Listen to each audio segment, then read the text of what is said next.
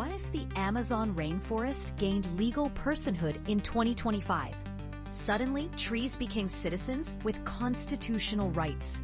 Indigenous tribes became official guardians, wielding unprecedented legal power. Corporations shuddered as deforestation became a criminal offense. Satellite networks tracked every chainsaw and logging truck. The forest's immune system fought back, with root networks disrupting industrial machinery. By 2040, the Amazon had transformed from a resource to a living, breathing, sovereign entity, rewriting humanity's relationship with nature.